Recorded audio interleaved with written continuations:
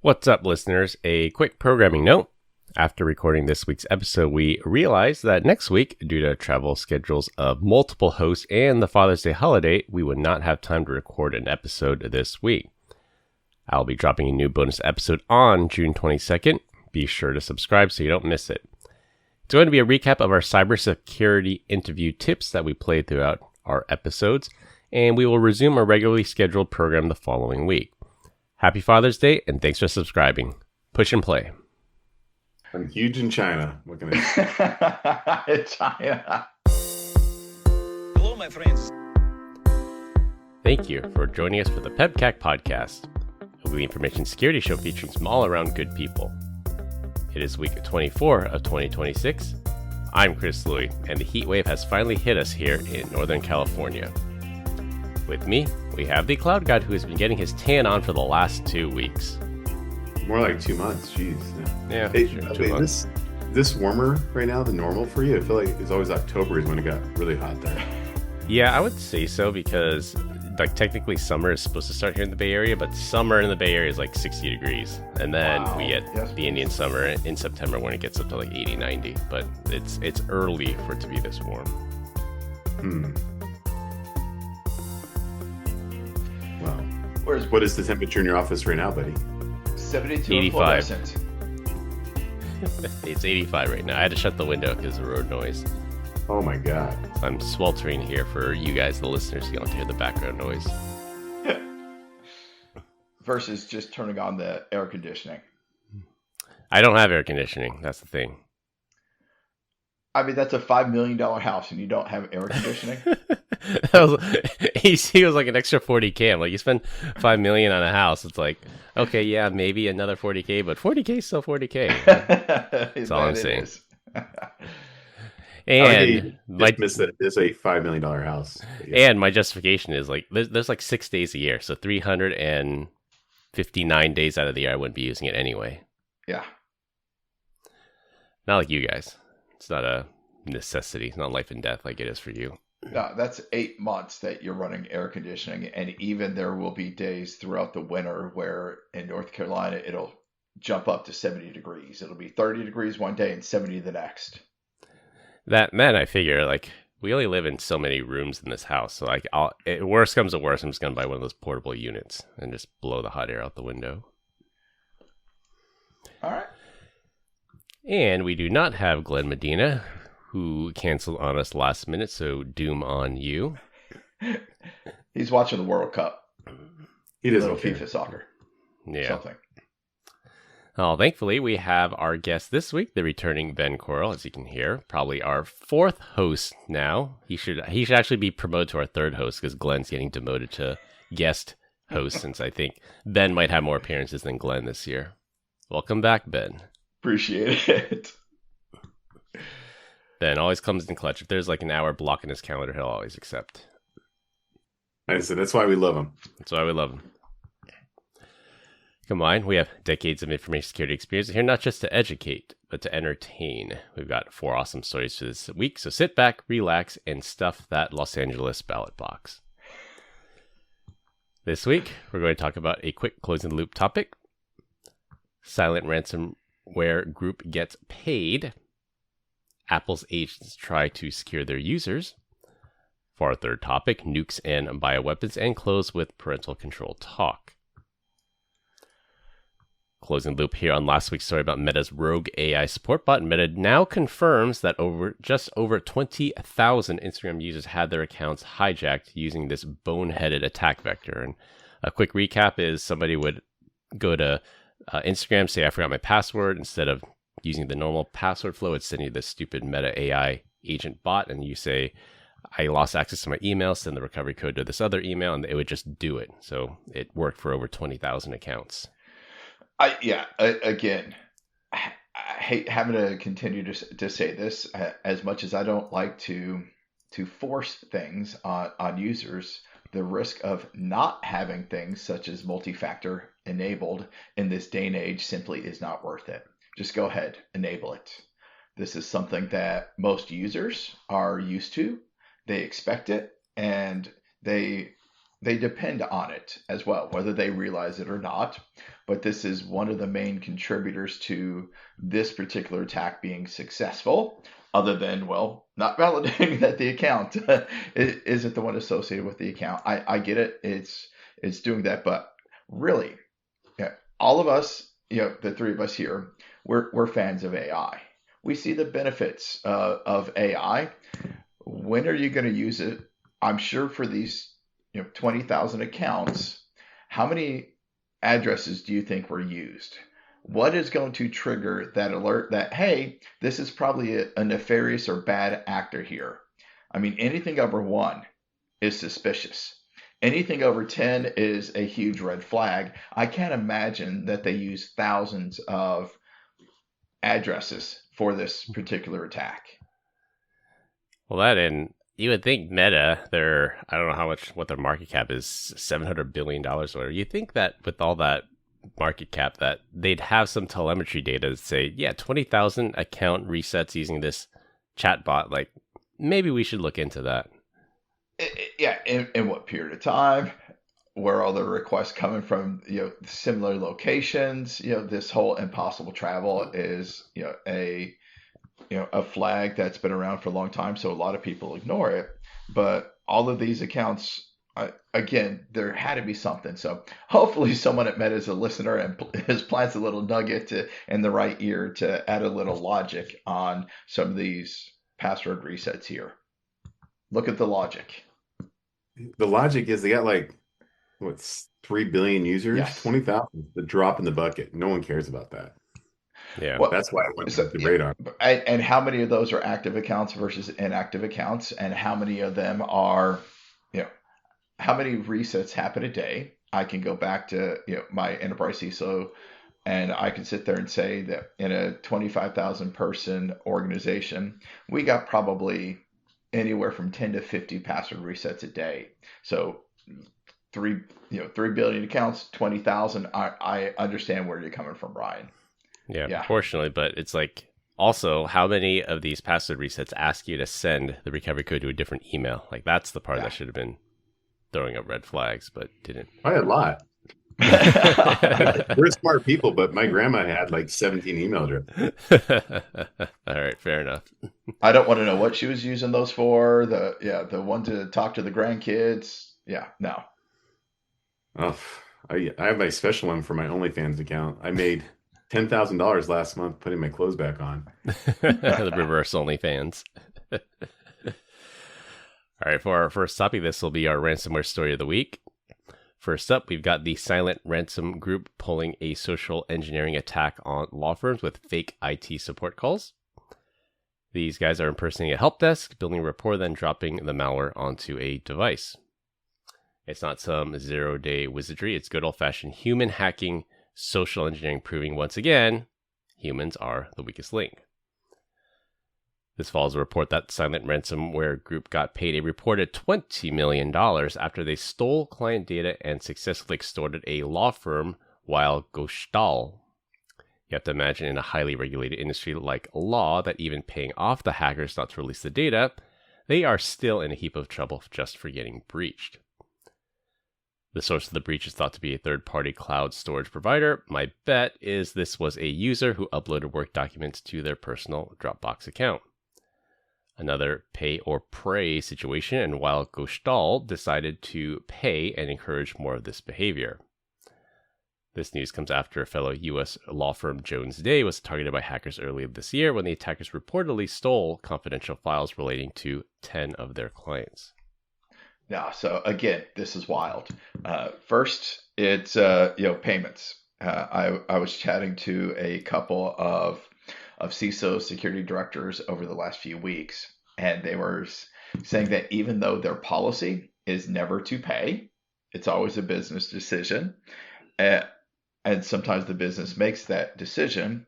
But one of them told me that they engaged their insurance broker, their insurance company, and the insurance company then has a ransomware negotiator, and the insurance company can request to pay if they feel that it's going to be cheaper for them to pay the ransomware and you to get your data back versus you being down for weeks and weeks at a time, and their payout to you as your insurance carrier, they may push for the ransomware payment as well. So it always comes down to money. Decision. Yes. Always money. Yeah. We're just numbers in a spreadsheet. Yes. But no, at the end of the day, I mean, the person who fell for this social engineering campaign, humans, we want to be helpful, except for Brian. We know him. But most humans focus on relationships. So I imagine this was likely a support staff person, not a lawyer. So that person's likely going to be walked out the door. That was their last day. I've said it before, don't blame the person for an enterprise-wide outage. It's their fault that first single system was impacted. It's the organization's fault that they didn't have proper controls in place that allowed it to become an enterprise impacting event. So yeah, you had a duped user. They installed malware on a single system, and that's now a $20 million loss associated with loss of client data. It still blows my mind that we're having these conversations on a routine basis, and this is a weekly topic. Why?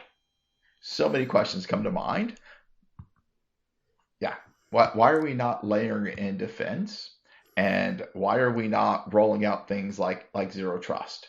Not a sales pitch here. This is a sincere question of why are we not segmenting better? Why are we not looking at elevated privileges and monitoring and doing some of those other things as well? Back to the same question we had earlier on, closing the loop story. Why are we not monitoring better and detecting these anomalies? So like the building code here in California, like when we redid our house, like there are certain walls that have to be fire resistant, like between the garage and the house. So if there's a fire in the garage, that the fire doesn't spread inside the house where people are living. And yes. Same idea on the corporate network. If you have one infected device, why should this one infected device infect the entire network? It's the same idea. Yeah. No, and your premise could be that somebody uploaded work documents to a personal account. Again, guesstimation here, hypothesis. But how would we detect that? Would we see that? And as a law firm, their IP is going to be customer or client data. And if that client data is being carried out, whether it's being uploaded to a cloud storage device, whether it's being copied to a USB, those are key things for them to monitor. And if something's not right, they should have detection in place. And I've worked with lawyers. They charge large amounts per hour. They bill you in 5-minute increments. And they are extremely hesitant to spend on anything that's not related to billing of a client. Making money. Yes. Well, I think to Chris's point, like, why are we encouraging this bad behavior? I don't think they had a choice. I mean, this law firm's like, I think they're everything's a choice, Brian. No. You have to understand, like, they make $2 billion a year is their gross revenue. Like, they have some high profile people. Like, you don't pay that, then you just go out of business. Well, but that's the thing. The data's stolen no matter what. Are you paying them to do what? Are you paying them to recover your data, or are you paying them not to publish said data that they've already stolen? And that's the hacker. It's data extortion. There's a pure data extortion. Yeah. And are they out of the goodness of their heart because you paid them $20 million going to delete that data? Hey, you're damned if you do, damned if you don't. Yes. But at least it has a brain. Try. Yeah. It's wild. Otherwise, can you imagine? Like, they probably have some. Let's be real. They probably have some high-profile clients that are like, "Yeah, we'll just pay for it." Yes. So when they come back and ask for more money, we'll just pay for it again because no one needs to know about what I do. Yeah. All the nefarious stuff. Or at some point, do you hire John Wick, and John Wick goes and deletes all the data for you and makes certain people disappear? There you go. We need. I was trying to think of a clever name for that hit squad. Zero trust John Wick. Yeah. SEAL Team Z. There you go. SEAL Team Z. Go back and get your data. Yeah, it's been a while since we heard any kind of 8-figure payouts. I think Change might have been probably the last one. I think they paid 10 million or something, and they paid 20 million twice. 20 million twice. Yeah, that's right. Yeah. Because was it Dark Angels or it's hard to keep track of all the ransomware group names now. Or was it Alfie? Yeah, I think you're right. It's Alfie absconded with the money and didn't pay the affiliate. Like, oh, no honor among thieves. Just living up to that stereotype. Yeah. I think Dark Angel is the one that got a $75 million payment through, it was like a Fortune 15 company that was traced through the blockchain. But it's been a while since we've seen 8-figure payouts. So ransomware, actually, technically, this isn't ransomware. This is extortion, data extortion. Data extortion is live and well. Might just get a live fish on the line. And I think that's this Silent Ransom Group is also targeting. I think they are targeting specific law firms. I think there was maybe like an FBI bulletin about it that law firms are getting targeted. Number one, their perimeter controls tend to be a little bit softer. And number two, the data is that much more valuable. Proof here that someone will pay $20 million to not publish sensitive data. It's like healthcare documents, social security numbers. Who cares? But this private client data, no, we'll pay 8 figures to keep that quiet. Well, I mean, it's that client confidential, and all of a sudden you're talking to your lawyer and you're bearing your soul. You're telling them everything because you think it's privileged, and it's legally privileged. So sure, but the amount of things that I've seen that label stamped on, it's just once again wild. Surprise, surprise! The criminals don't follow the law. Yes. All right, for our second topic, maybe this might have helped that unfortunate person from our first topic. Apple just dropped a pretty slick announcement at this year's Worldwide Developer Conference, their WWDC. This is an Apple Intelligence powered, now wait for it, I know there's some negative connotations with Apple Intelligence, an agentic password manager in the Password app and Safari that will roll out in iOS 27 coming this fall. Currently, the Password app just flags weak, reused, or compromised passwords. I'm guilty of that. I've gotten that flag plenty of times. But now, this new agentic feature will automatically go in and change the password for you. And presumably, it'll update it to a strong password and then save that new password to your keychain. It handles everything in the background with minimal user steps. Now, the good, it's a massive usability win. So no more password 123, no more clicking through 47 sites manually and updating your password. And for normal people, this could massively cut down on credential stuffing. In true Apple fashion, this is a privacy-first feature with on-device models and private cloud compute, so no data is ever sent to Apple. Now we have to steel man the other side of it. AI is going to be navigating websites, finding that reset password link, changing passwords, but how do you handle corner cases, things like MFA flows, CAPTCHAs, bot detection? One wrong move and you can lock yourself out of your bank account. So you're putting a lot of trust in Apple to protect users against themselves, but a lot of users already do. No, and that's the thing. I get the scope. You're an Apple user. You're using their ecosystem, their vertical business model, so that they own everything. I got it. But is this also going to sync to other password managers? And what I'm talking about is I've been a user of 1Password for well over a decade. What about LastPass? So, and yes, I get it. The users of those apps are less likely to be using weaker passwords, but perhaps they're using the same password, or they're using a one that's been compromised as well. So still could be applicable.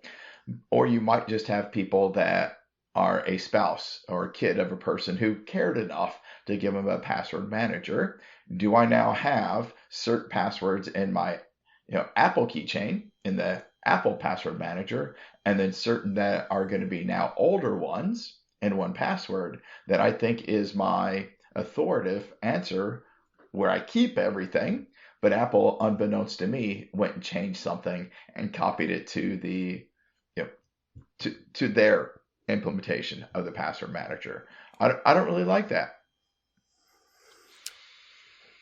It's good if you're deep in the Apple ecosystem. I think that was one of the cheers when Apple finally put in a legitimate dedicated app for password management. People were pretty happy about that. But again, it's only if you're deep into the Apple ecosystem. Like, it won't sync across non-Apple devices.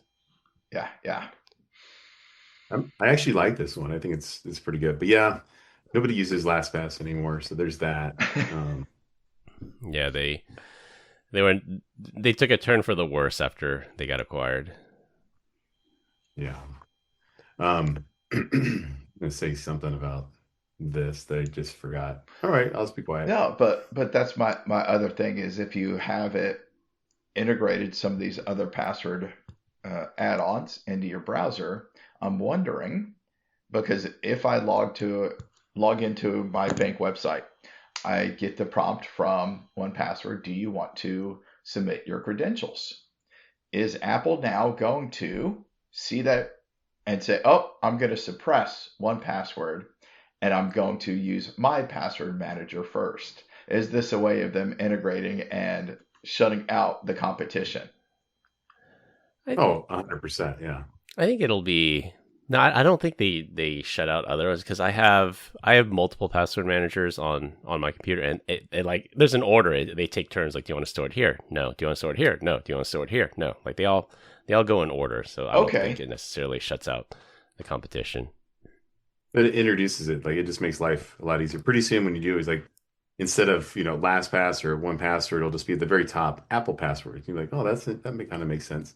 By the way, what I thought was the most fascinating thing about this article is, like, after I completely missed the whole announcement, I was like, oh, I'll just go on YouTube, and I was like watching videos of, like, here's everything that Apple announced, this year's WWDC, and so I'm watching it, and I'm like, man, this year sucked. Like, I didn't hear anything cool.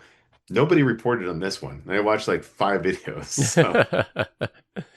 Well, it was a big letdown. That's why their stock lost like $160 billion in market cap in the matter of minutes. It was that, and then the Siri they finally gave up on Siri. They're just saying, we're going to layer Siri on top of Gemini. Like, enough is enough. Yes. Decades of user complaints. Like, again, I very much dislike Siri. I give it the simplest of tasks. It gets it right about 70% of the time, like set a timer, set an alarm. But for anything else, it's totally worthless. Yeah, I don't even like utilizing Apple Maps or trying to be guided and directed. No. I'm an Apple Maps guy. I'm sorry. Don't be sorry. You like to get lost? I've never been lost once, man. Turn here, and you don't turn for another 1,000 feet. And I'm like, no. No, you have to watch. You cannot rely just on the audible. No, I feel like I try to use Google Maps. I'm just like, did a 3-year-old with a crayon create this? Like, this is horrible. Yeah, I'm split in between. Yeah, I do use Google Map more, I would say, but for nav, I use the Car Map. The Car Map app is pretty good.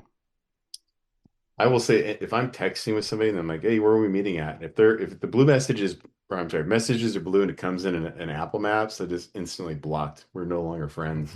Apple Maps or Google Maps? If you're blue, yeah, you send me a Google Maps link. We're no longer friends. I don't I hate because I can now click on the damn link and then it says like, oh, stay on web, and then I download the app. You're like, damn, I hit the wrong button. And then you go back and you're just trying to copy the address so you can paste it into where you need to go. And I'm sending you a weekly link now. Weekly. Oh, you've been blocked for a while, but don't worry. That's why I never that replies. Explains so much. Yeah. Have you guys ever been blocked? I'm kind of curious because when I hear like social media stories that says, oh yeah, I tried contacting this person, then I found out I was blocked. Like, I don't think like I've ever known that I've gotten proactively blocked. Like, if you message someone, does like the blue bubble turn green, or does it say it's blocked or you're not allowed to message this person anymore? It just like you can't tell, right? It's almost like they have notifications turned off. Yeah, it's like getting ghosted, basically. Yeah, got it. Yeah, you know what that feels like, right? I grew up in the post-internet dating. I guess maybe it was the beginning of the internet dating scene. It was before we had like the major apps, because like I've gotten dates through like Facebook and MySpace, I remember. So early stages of internet dating, I guess. But Wow. definitely not like today. Not like you have like 100 different apps for every niche market. I feel grateful that I missed that. That sounds horrible. Internet dating. Yeah. Yeah. You gotta meet people the old fashioned way. I know, Craigslist. That's where you got the dates. Misconnections. For our third topic, it's been a while since we had a good security evasion technique. This one comes from JSR of Citizen Lab fame. Malware developers are literally stuffing nuclear and biological weapons keywords into their spyware header so that LLM-based security scanners hit their safety refusal and just nope out. Sorry, I can't analyze this because it mentions scary WMD stuff. This novel technique takes advantage of the hard-coded guardrails in most LLMs that prohibit working on anything dangerous like nuclear weapons or biological weapons. To the attackers, these guardrails are a feature to help them bypass AI-powered security checks. That is why it's important to have an AI prompt interpreter to analyze the intent of the prompt. Exactly. Is someone really trying to synthesize smallpox in the backyard? Or is this some kind of script kiddie trying to evade that malware scanner? See, and again, I love this. The brilliance of hackers. And I'm using the term hackers appropriately. This isn't bad guys. But this truly is what a hacker does. They find out, they tweak, they tinker, they do these little things. They play around with technologies. Now, yes, this is the bad type exploiting a poor guardrail. But said it in the past, the only thing worse than a poor guardrail is no guardrail. But this one here, it's like that old ACL, access control list. It's the first line of defense. It should not be the only defense. You try harder, do better. So I can appreciate the need to not allow an LLM here to process things like weapons of mass destruction, nuclear codes, or smallpox and other types of things that are out there. But that header alone should not be the sole thing to stop processing unless the next action is to drop the communication. Yeah. But don't allow it to continue to go, to continue to transmit. It's like fail close, basically. Yeah, exactly. But you literally just neutered the controls. And knowing that you're passing extremely sensitive information along. So the human logic flaw here simply amazes me. I could see people saying, yeah, let's create these hard-coded, these are some of the things that we're not going to process on. And high fives around the room. Yeah, we did it.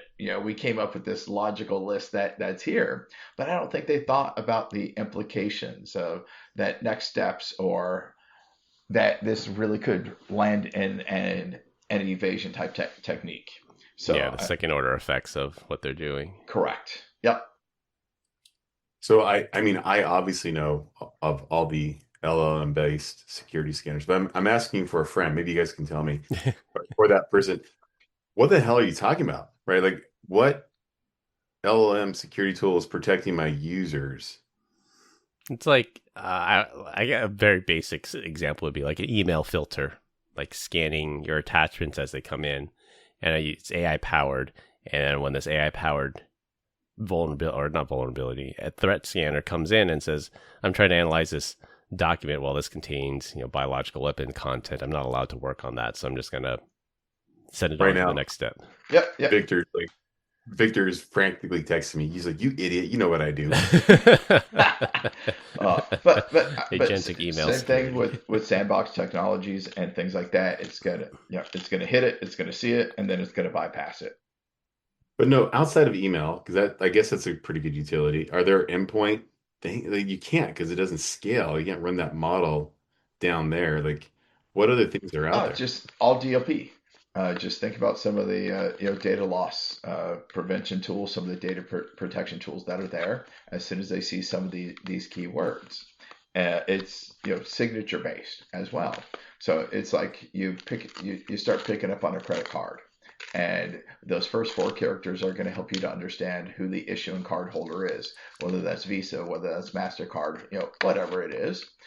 But if you have a signature that sits there and says, if you detect a credit card, so I have 16 characters and the first four are these, so I know my issuing, stop processing. Well, again, that's what we're here. Are there keywords that are here that if you see this word, you stop processing? Fascinating. So what DLP people are actually using large language models to protect? Well, sometimes it's not always on the endpoint either. Like there's that story a while back that Kaspersky got a hold of these NSA hacking tools, and the headline was, Kaspersky hacked the NSA and stole these tools. But Kaspersky's defense was, no. We have like a sandbox tool. One of your employees that had Kaspersky software installed on it uploaded these files to our sandbox, and that's how we ended up with them, because they don't do the processing on the endpoint. They'll do it up in the cloud, Yep. and then Not based our on based on the result, then they'll send a verdict back to that endpoint to say, yeah, this is good or this is bad. Then that's where the evasion comes in. You upload this file to a sandbox, and the sandbox is like, well, I can't touch this, so try something else. So, by the way, Chris is like roasting me. I have like these magnetic balls that I'm playing with. He said, stop playing with my magnetic balls. But do you know what these actually are? The actual name? Magnetic balls? Neodyne magnets or something. They are, but they actually got banned from Amazon. Do you know why? It's because children were swallowing them.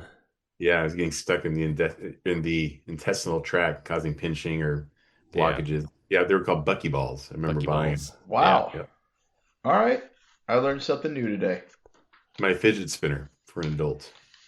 Anyways, I'm gonna install these later and see what happens. See, That I can't causes play lots with of my background noise later. I don't play with my fidget spinner on this call because Chris says it gets picked up on the microphone, and he tells me I not do. to play with my I fidget do. spinner. I got a little clicker here too, but you don't see me playing with that. Zoom audio is canceling it out today, so since I All couldn't. right. Well, we'll see. We'll see. Okay, my bad. All good. Anyways, I'm all for some kind of evasion technique, and I'm pretty sure this is going to last about 5 seconds, and then people are going to start tuning their LLM models to say, all right, well, ignore nuclear, ignore biological, because this is clearly an evasion technique, and someone's not trying to synthesize smallpox. Yeah.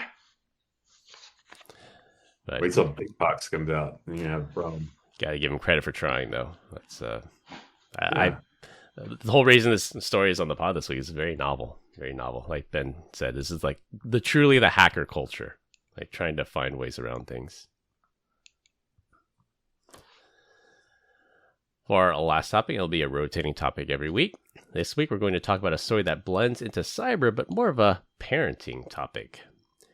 UK Prime Minister Keir Starmer just dropped a bombshell at London Tech Week. Tech giants like Apple and Google have 3 months to make it technically impossible for kids in Britain to take, send, or view nude images on their phones and tablets, or the government will legislate it in. Britain wants to be the first country where this is straight up blocked at the device level. Now, anyone with half a brain, which definitely our listeners do, knows that this is a boneheaded move and it's never going to work.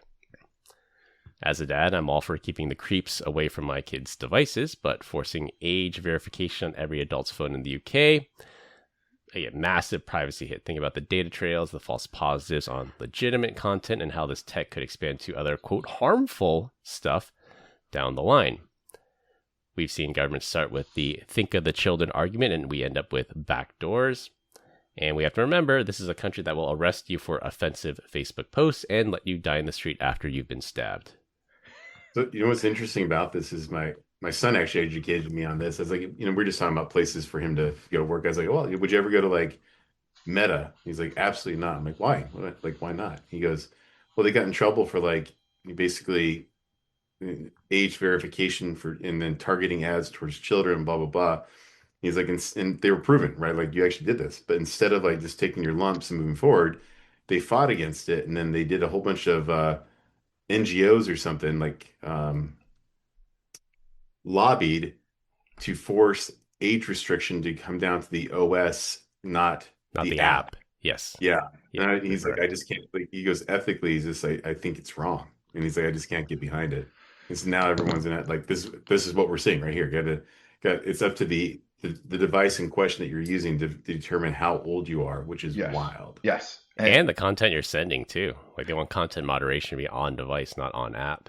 Yeah. Absolutely. And yeah, I just came back from a couple weeks ago. I just came back from Disney. As I'm walking around Disney, you're standing in line for all of these things, and a parent just hands their phone to the kid. Yep.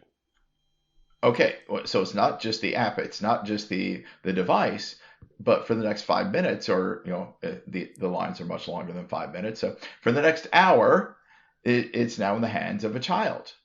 How are you taking those things into account as well? I mean, again, so many thoughts that are here. How would they detect?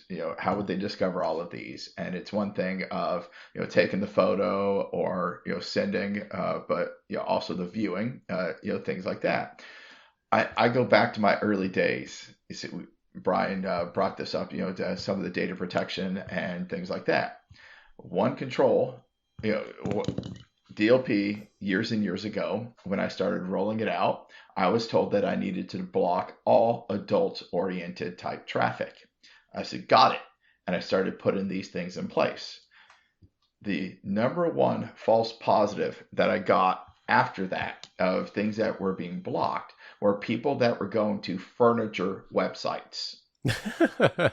Bigger pieces of furniture, different skin tones, had no coverings on them, so different skin tones there needed to be identified, and that led to tables and things being blocked or being identified as labeled as adult content. Yes.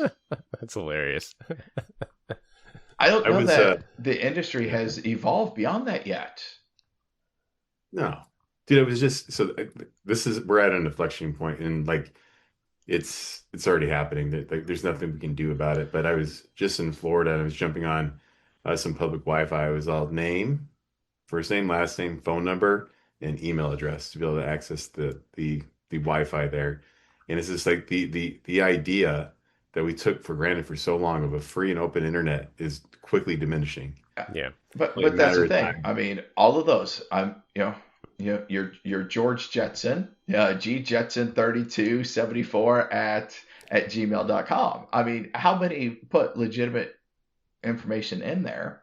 Well, it's the baby step to it before when I go into Singapore, try to get on Wi-Fi there, and they're like, scan your passport. Yes, right? That's where I was going next. As now they're starting to give me your driver's license number so they can again verify the date of birth and all of those things.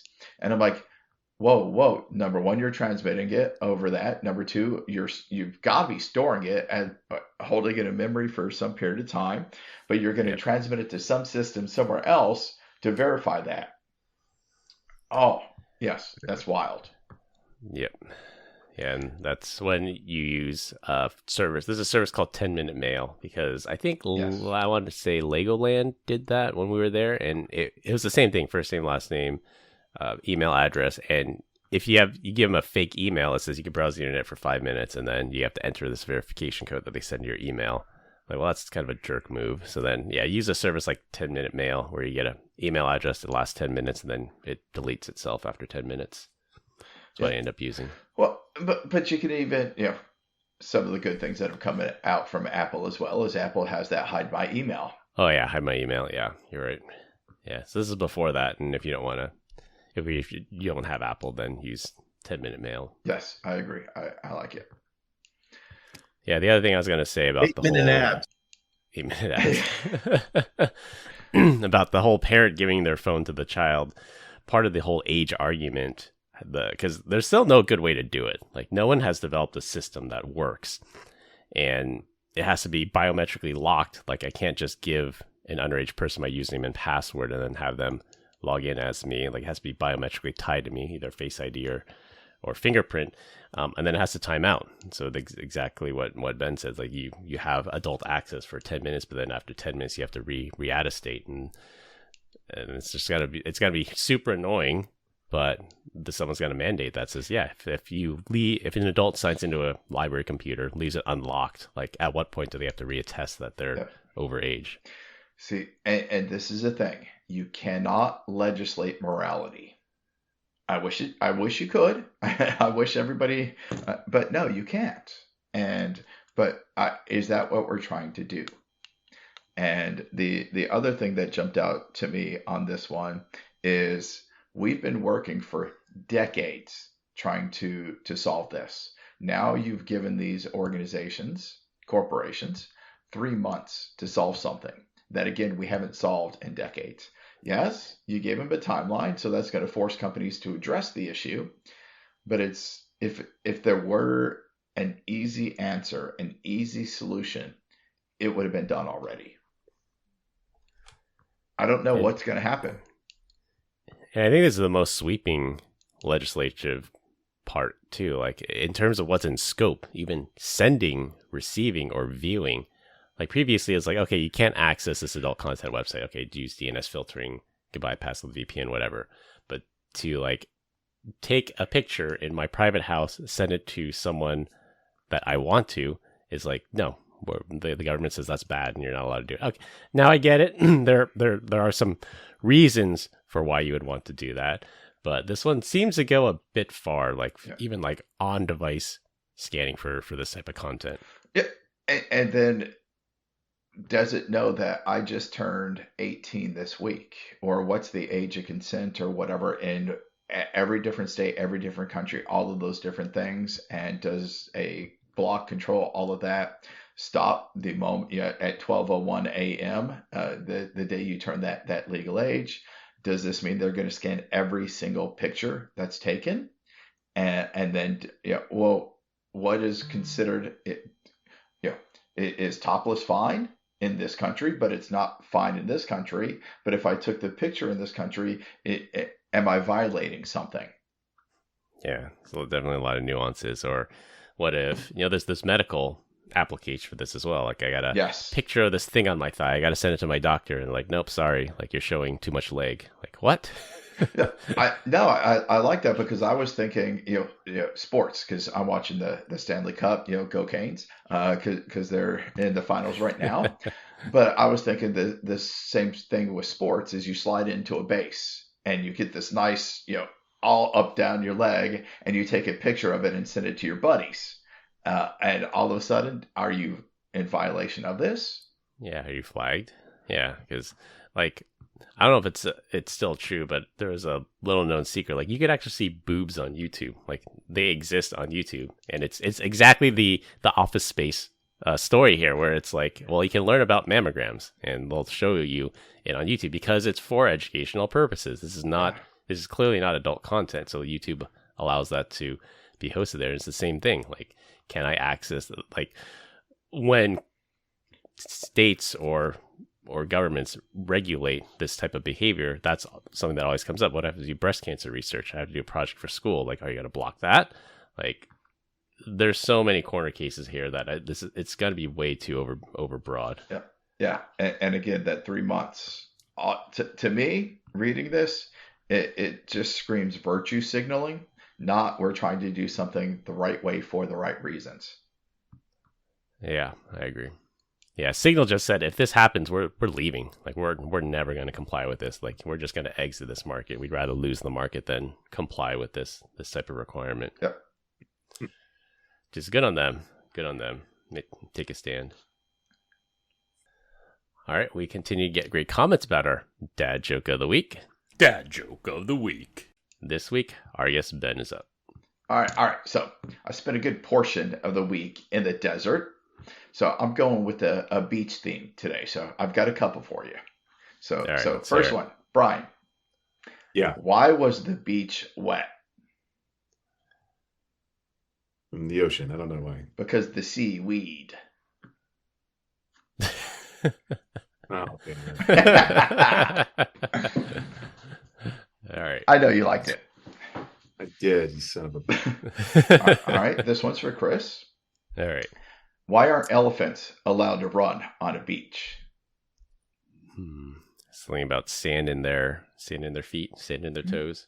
Because they can't keep their trunks up. All right. Nice. Tip at its finest. Yeah. I know you like those ones this week. Those were true dad jokes.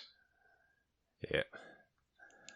All right, you want to do this last one for Ghost Glenn, who's not here today? I did put one for Glenn. Glenn's got a more sophisticated sense of humor. So I pulled one for him so he can listen to this one and, he can text me his groaning. But yes.